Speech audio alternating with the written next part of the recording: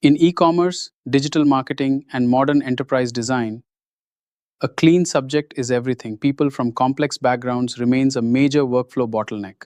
Background removal on Pixel API isolates subjects with hair strand precision. These are real outputs generated during this run.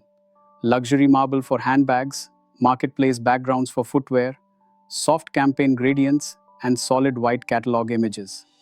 A bad portrait retry was rejected during visual QC.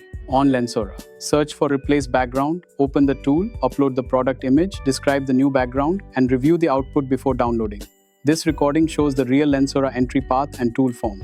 On the Pixel API web app, open replace background, upload the product image, write a clear background prompt, then generate.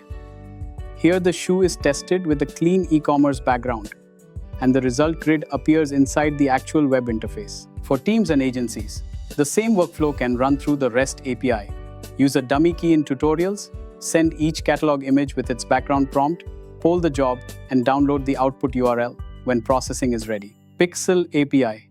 Use it from web, Lensora, or API automation. There are 3 ways to leverage Pixel API. On the web dashboard at pixelapi.dev via our Lensora mobile app, or through our API endpoints to automate bulk tasks for your enterprise.